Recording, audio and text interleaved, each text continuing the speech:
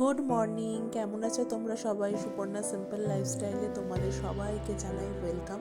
এখন ঘড়িতে ওই 11টার মতো বাজে, তো এখনও বিছানাপত্র কিচ্ছু গুছানো হয়নি। কৌশিকেই সবে মাত্র অফিসের জন্য বেরোলো, চা খেয়েছে, সেই কাপটা এখনও বিছানাতেই রয়েছে। তো আমি সচরাচর থাকলে খুব একটা বিছানাপত্র গুছাই না, কারণ ও বাচ্চার থেকেও অধম। যদি খাটপত্র গুছিয়ে রাখি না, ও আবার উঠে চাদর কুঁচকে একাকার কাণ্ড করে দেবে। আর এইদিকে আমি বসেছি বাবার যে প্রেশারটা রেগুলার ডক্টর চেক করতে বলেছে সকাল আর বিকালে, তো সকালের প্রেশারটা মেপে নিয়েছি, নিয়ে কত সেটা লিখতে বলেছে, আর সন্ধেবেলার প্রেশারটা কত সেটা নিয়ে মেপে লিখে ওনাকে 1 মাস পরে রিপোর্ট পাঠাতে বলেছে। কারণ বাবার যেহেতু প্রেশার হাই, আর এই প্রেশার হাইয়ের কারণেই বাবার স্ট্রোকটা হয়েছে, এটা ডাক্তার বলছেন। তো ওর জন্যই আর কি এটা মেনটেন করতে বলেছে, সেই অনুযায়ী উনি মেডিসিন দিয়েছেন। তো যদি প্রেশারটা ঠিকঠাক থাকে 1 মাসের মধ্যে, তাহলে হয়তো কিছু মেডিসিন কমিয়ে দেবে। আর এই শাড়িগুলো এখানে এইভাবে রয়েছে, তো কিছু শাড়ি পরে যায়, মানে এদিকে যেহেতু সাপোর্টটা নেই, ওই নিচ পর্যন্ত ওই গোলাপি রঙের শাড়িটা পর্যন্ত ওই সাপোর্ট রয়েছে, আর উপরে যে শাড়িগুলো না একটু এদিক ওদিক হলে হুড়মুড় করে পড়ে যায়। আর এই কিছুদিন আগে আমি গেছিলাম বই মেলাতে, সেখান থেকে আমি একটা জিনিস কিনেছি, সেটা দেখাচ্ছি। তার আগে এই জিনিসটা একটু দেখিনি। এটা হচ্ছে কৌশিকের সব থেকে শখের জিনিস, বিভিন্ন ধরনের কয়েন। মানে ও এটা বোঝে, আমি খুব একটা সেই জিনিসগুলো বুঝি না। ইউনিক ইউনিক যে কয়েনগুলো থাকে সেগুলো এরকম স্টোর করে। আর ও এতদিন ধরে একটা বাক্সর মধ্যে রাখছিল। জন্মদিনে আপনারা যারা দেখেছেন আগে আমার ব্লগ, তারা তো জানেন যে ওকে আমি একটা এরকম কয়েন হোল্ডার কিনে দিয়েছিলাম। তো ওর জন্য এইটার মধ্যেই রাখছে। শেষও হয়ে এসছে কয়েন হোল্ডারটা, দেখি পরে আবার আরেকটা কিনে দেবো বা ও একটা নিজে কিনে নেবে। আর আমি অনলাইন থেকে না মাথার এই মাসাজারটা কিনেছিলাম, বলে নাকি যে ব্লাড সার্কুলেশন নাকি ভালো হয়।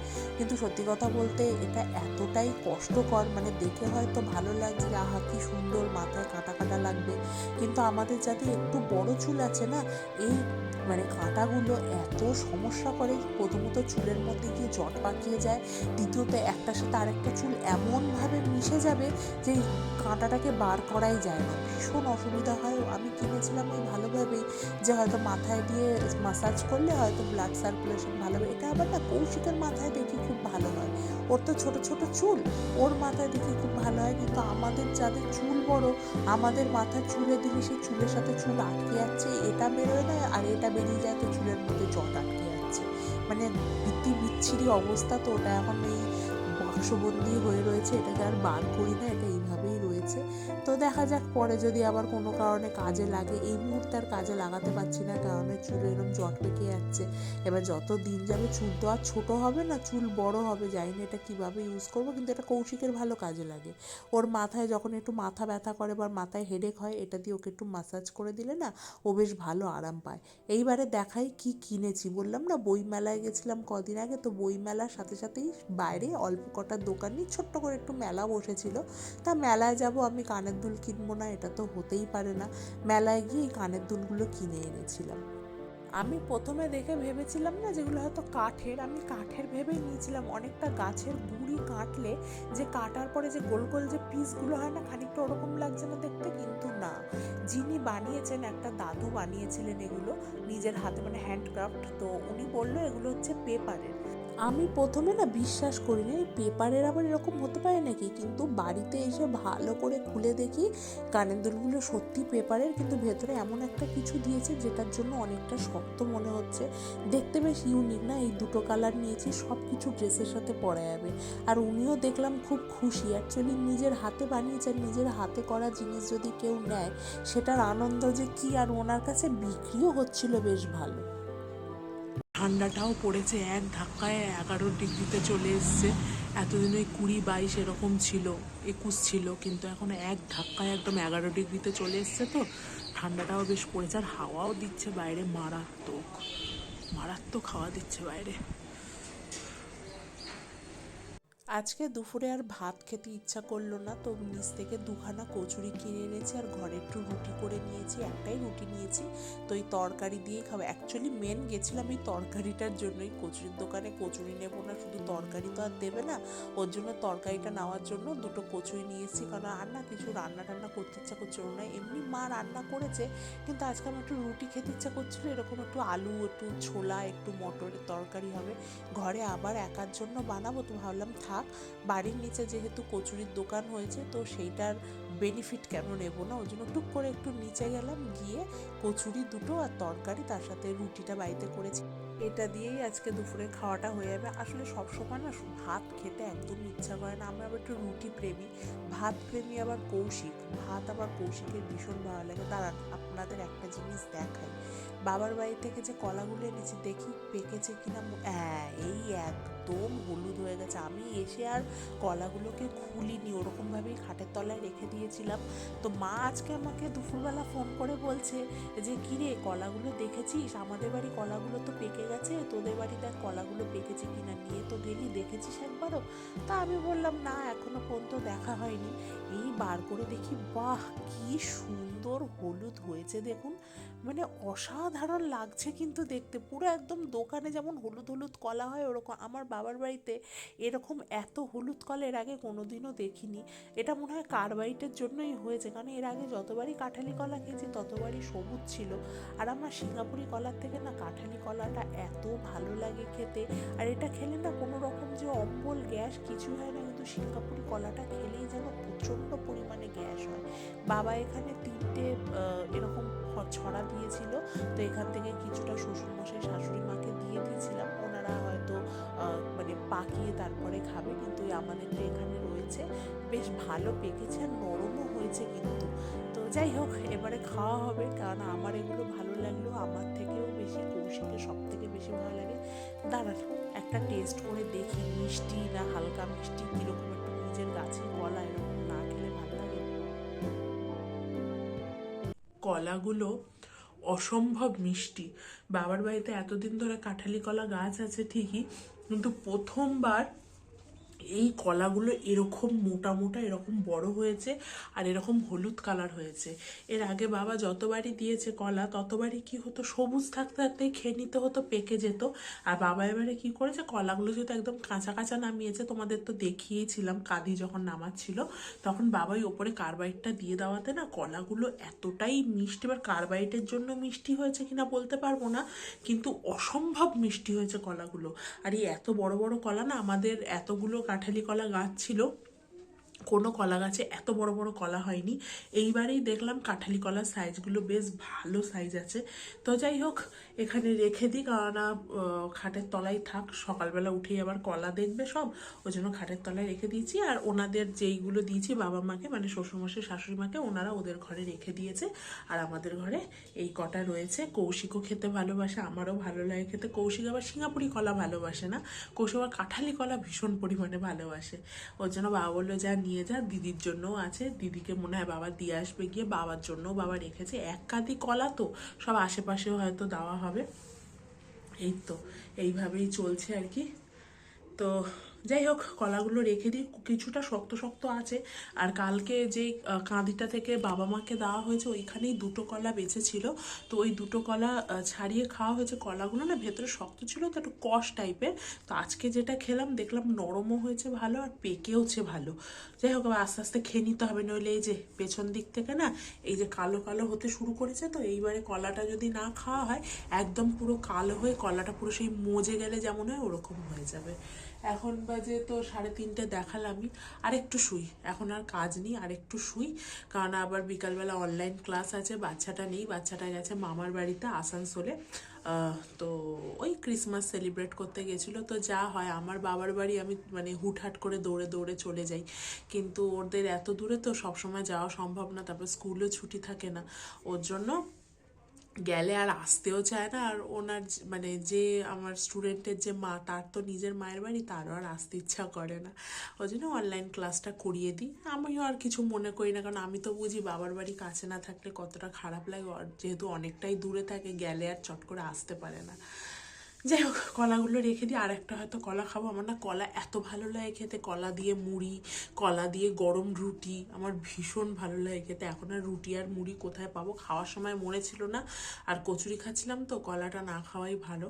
আর তখন যদি একটু মনে পড়তো একটু রুটি দিয়ে কলা খেতে, আমার ভীষণ ভালো লাগে। তবে এক বাটি মুড়ি নিয়ে কলা এরকম ডুবিয়ে, কলার গায়ে যে মুড়িগুলো লেগে থাকে সেটা কামড়ে কামড়ে খেতে আমার ভীষণ ভালো লাগে। আর একটা কলা খাবো, তারপরে রেখে দেবো, আর একটু আবার একটু শুয়ে পড়বো, কারণ এখন আর কাজ নেই, বেকার বসে থেকে করবোই বা কি। চলো একটু রেস্ট নিই, আবার পরে কথা হবে। বাচ্চাটা যেহেতু বাড়িতে নেই, অনলাইন ক্লাস করিয়েছিলাম, তো অনলাইন ক্লাস করার পরে খাটের অবস্থা এরকম থাকে, এদিকে পেপার, ওদিকে খাতা, ওদিকে পেন, পুরো ছড়িয়ে ছিটিয়ে থাকে। আর একজন এক্ষুনি অফিস থেকে এসেই যদি দেখে খাটটা এরকম অগোছালো, ওরও খারাপ লাগবে। তো ও আসার আগে একটু খাটটা গুছিয়ে নিই। আর এই বইপত্র যত পেপার আছে সব এগুলো জেরক্স করে রাখা, কারণ আমার কাছে তোর বইও নেই, আর আমাকে ওরমভাবে হট করে বলেও যায়নি তাহলে আমি ওর বাড়ি থেকে কিছু নিয়ে আসতাম মানে পড়াশোনার। তো আমি ওই বাচ্চাগুলোর যে ড্যাশবোর্ডে দিয়ে দেয় স্কুল থেকে, সেখান থেকে এরকম জেরক্স কপি করে বার করে রেখেছি। এখন এই খাতাটার মাঝখানে রাখি, কারণ পেপারগুলো আলাদা রাখলে না কোনটা কখন থাকে কোনটা কখন পড়ে যায় বোঝা তো যায় না, এক জায়গায় এগুলো সব থাকবে। যাই হোক, আজকে একটা বড় ডিউটি শেষ হলে, সেটা হচ্ছে অনলাইন ক্লাস করাটা। এবার একটু রেডি হয়ে নিই, বেরোবো একটু বাইরে। এসছি হচ্ছে আমাদের এখানেই তেঘুরিয়ার এখানে না আহারে বাহারে উৎসব হচ্ছে, বিভিন্ন ধরনের খাবার দাবার, বিভিন্ন ধরনের সাংস্কৃতিক অনুষ্ঠান হচ্ছে এখানে। তা আমি এতদিন ধরে জানতাম না কবে থেকে হচ্ছে, সেটাও জানতাম না। কৌশিক হঠাৎ করে আজকে দুপুরবেলা আমাকে ফোন করে বলে, বিকালবেলা পড়ানো হয়ে গেলে রেডি হয়ে একটু বেরিয়েও, এক জায়গায় যাব, তুমি এই জায়গাটাতে এসো, এইখান থেকে তারপর যাওয়া হবে। ঠিক আছে। এইখানে যে এই জিনিসটা আমাকে তখনও বলেনি, যেই লাইটিংগুলো মানে যেইখানে ও বাসে করে নামে তার অপোজিট লাইন ধরে আমাকে যেহেতু নিয়ে যাচ্ছে, তখন গিয়ে দেখি এরকম লাইটিং। তখন ওকে জিজ্ঞেস করাতে ও বলল যে 25শে ডিসেম্বর থেকেই নাকি এগুলো এরমভাবে সাজিয়েছে, কিন্তু আমাকে একটুও কিছু বলেনি। এখানে সাংস্কৃতিক অনুষ্ঠান হবে বলে সমস্ত কিছু ক্যামেরা, তারপর যে অর্কেস্ট্রা আসবে সেই সব ঠিকঠাক করা হচ্ছে। এই জায়গাটা এখনও কিছু শুরু হয়নি। আর এখন সোশ্যাল মিডিয়া খুললেই তো এই উজ্জ্বলদার বিরিয়ানি মধ্যমগ্রামে প্রচণ্ড পরিমাণে ফেমাস।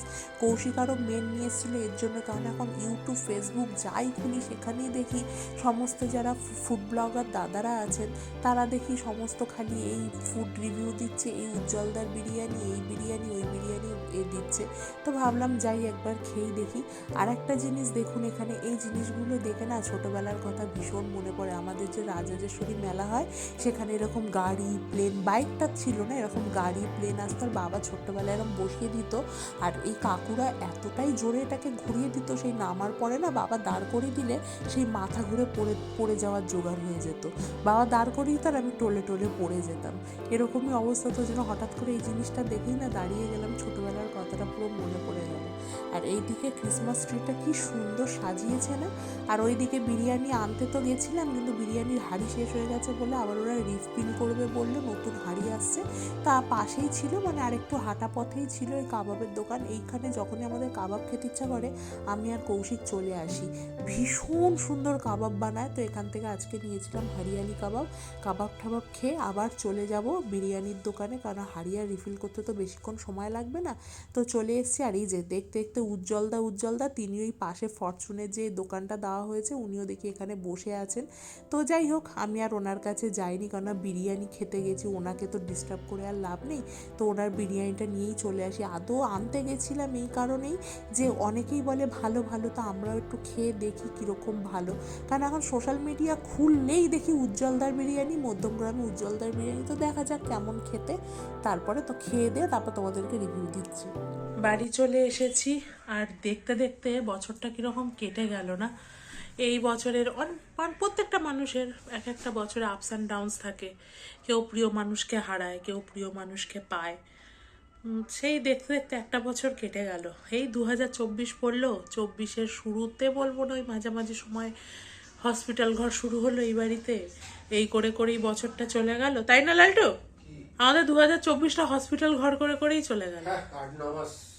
প্রায় 7 মাস। এখনো 7 মাস চলছে, মে মাসে হয়েছিল 7 মাস। তাই বলছি যে কেউ প্রিয় মানুষকে হারায়, কেউ প্রিয় মানুষকে পায়, আর আমাদের হচ্ছে হসপিটাল ঘর করতেই চলে গেল এই বছরটা। কতটা টাকা দেবো? দিচ্ছি, দাঁড়াও। খাওয়া দাওয়া হয়ে গেছে, বিরিয়ানি এনেছিলাম উজ্জ্বলদার, সেটাই খেলাম। আর এখন একটু মিষ্টি এনেছি, বছরের শেষ বলে কথা, একটু মিষ্টি মুখ না করলে হয় না আজকে। তাই ইয়ার্কি করে কৌশিককে বলছিলাম যে আজকে ঘুমাবো, আবার পরের বছরে উঠবো। সেরকম আজকে তোমাদেরকে গুড নাইট বলবো, আবার পরের বছরে নতুন করে আবার ব্লগটা শুরু করব। যাই হোক, নতুন বছর সবার ভালো কাটুক, ভালোভাবে সবাই কাটাও, সবার প্রিয়জন ভালো থাকুক, সুস্থ থাকুক, সবাই হ্যাপি থাকো। আর আমাদের এইভাবেই চলে যাচ্ছে, আমরাও আশা করব যে নতুন বছর আমাদেরও ভালোভাবে কাটুক। বাবা সুস্থ হয়ে উঠুক, কারোর যেন কোনো রকম আর ক্ষতি না হয়। তো যাই হোক, আজকের মতো ভিডিওটা এই পর্যন্তই। আবার দেখা হবে নতুন বছরে নতুন ব্লগের সাথে।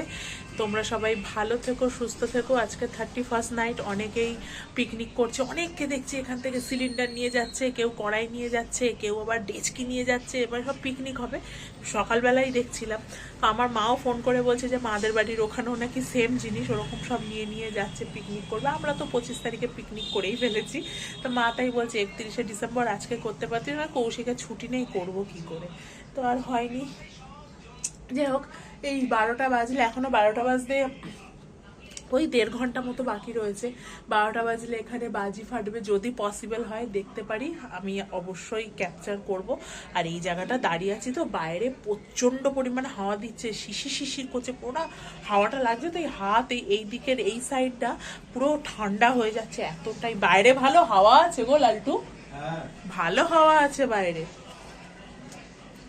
আর সব দোকান বন্ধ করছে, এখন বাজে 10টা 20 মতো, সব আস্তে আস্তে দোকান বন্ধ করছে। দেখছি সব দোকানে শাটার ফেলছে, সামনেটা ঝাঁটা দিয়ে ঝাঁট দিচ্ছে। যাই হোক, সেটাই বলছিলাম, নতুন বছর সবার ভালো কাটুক, আর happy new year in advance তোমাদের সবাইকে। তোমরা সবাই ভালো থেকো, সুস্থ থেকো, নতুন বছর ভালো করে কাটিও। আজকে গুড নাইট, এখনকার মতো টাটা। আবার দেখা হবে নতুন একটা ব্লগের সাথে, আবার দেখা হবে নতুন বছরে। টাটা। হ্যাপি নিউ ইয়ার তোমাদের সবাইকে। আমাদের এখানে নিউ ইয়ার সবাই ওয়েলকাম করছে এইভাবে বাজি ফাটিয়ে।